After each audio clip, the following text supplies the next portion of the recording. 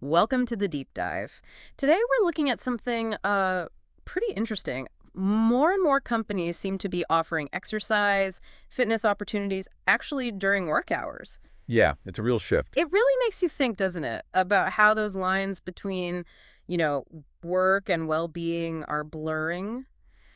You shared some great sources. There's an article on a Danish study and some examples of companies actually doing this. That's right. So our mission here is basically to pull out the key insights. Why is this happening? What does it actually mean for you? We'll try to give you the essentials without getting too bogged down in the weeds. Sounds good. It's definitely a big change in how businesses are thinking about their employees, about their health. The sources really show this growing idea that employee health isn't just a personal thing anymore. It actually hits the company's bottom line as productivity. Okay, so let's get a feel for how big this trend is. That Danish study you mentioned, it said 1 in 4 employees in Denmark gets offered exercise during work hours. 1 in 4, yeah. Wow. I mean, when you think about the traditional way exercise is your own time after work, before work, that's quite a number. It really is striking. What do you think is driving it? I mean, beyond just general health is good awareness, are there specific pressures or benefits making companies jump on this now? That's a good question. I think, well, there are probably a few things going on. Definitely this growing awareness of um, presenteeism. People showing up sick or unwell, not really productive.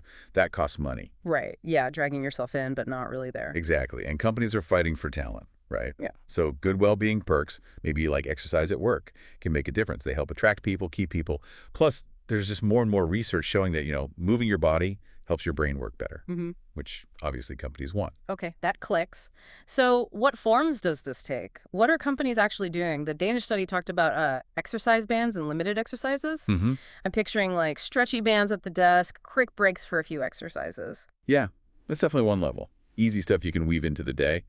But some places are going bigger. The sources showed companies setting aside real time, like daily or weekly breaks, for people to use gyms, maybe on-site facilities, maybe nearby ones. Okay. And others are just, encouraging more movement generally, like to have walking meetings or really pushing people to take a proper brisk walk at lunch, get the heart rate up. So it's not just one thing, it's building a culture almost. Building a culture where moving isn't weird, it's just part of the day. Yeah. Now, here's a part that really jumped out at me from the study. It said exercise at work reduces sick leave more than exercise at home. Yeah, fascinating, isn't it? And why? Why would that be? Well, Professor Lars Anderson, who was quoted, kind of touched on this. He said something like, more people see the benefits of workplace exercise. Maybe because work and life are merging more and people want to be healthier at work. There could be a few reasons, really. Maybe the workplace adds a bit of community, accountability. You see colleagues doing it. Makes sense. Easier to stick with it. Could be. Or maybe just having the company actively support it, integrate it into the day. That sends a strong message about well-being, creates a healthier vibe overall. The study did hint that while even small bursts helped, the more structured programs seemed to link up with the biggest drops in long-term sick leave. And the potential impact if this caught on everywhere, it's huge. The study suggested, what, potentially preventing almost 13% of longer sick periods? Like Yeah. over 30 days off. Yeah, nearly 13%. Yeah, When you think about what that means for businesses, for individuals, it's pretty compelling stuff. definitely. But, Professor Anderson also made a fair point. It's not equally easy everywhere. Right. Putting treadmills in an office is one thing. Trying to get factory workers on an assembly line, or say workers in a slaughterhouse with hygiene rules to do mid-shifts exercises, Yeah. that's a whole different challenge. Yeah, good point. So it's not a simple fix for every single workplace. You'd need different approaches. Exactly. Context matters. Companies need to be, well, creative depending on their setup. But okay, let's move beyond just fewer sick days. Because the sources seem to really push for broader benefits, too. It's not just about stopping a negative thing like sick leave. No, exactly right. It's framed more as a proactive thing now. An investment, really.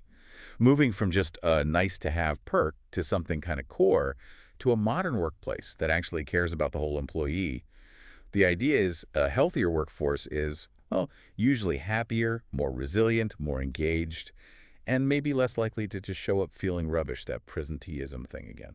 And that engagement part feels really important. If you feel your company supports your health, both physical and mental, you're probably going to be more invested, right? Absolutely. Which could feed into better productivity, maybe more new ideas, innovation, like a virtuous cycle. That's the thinking. Yeah. And long term, maybe companies see lower healthcare costs, definitely better morale, like those HR experts said in one article. Basically, ignoring employee well-being doesn't just hurt your people; it hits your bottom line directly. Tangible losses. That really spells it out. Okay, let's make this concrete.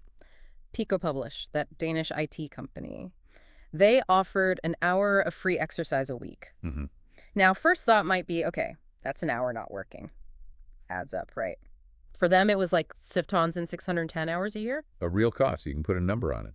But then you hear from Belinda Adzerbal there, and she says, for us, it's also about exercise. Yeah. Doing something to your cognitive ability to be creative, innovative, and efficient, and we need that. See, they're not just thinking physical health. They're connecting it directly to brain power, to the quality of the work itself. It's an investment in Yes. cognitive performance, And apparently it landed well. Over half their staff, like 50 people, actually did it. which suggests the employees saw the value too, right? It wasn't just forced on them. Yeah, and we heard from that data consultant, Rasmus Olin Buchholdt. He talked about having more energy all week, life logistics feeling easier, even just less sniffling and coughing around the office. That's a great personal story. It kind of ties all the threads together. Right. The energy, the well-being, maybe the reduced sickness, the feeling supported. It's the whole package. So wrapping up this deep dive then, what are the big takeaways for everyone listening? Seems pretty clear this workplace exercise thing is, it's a growing trend.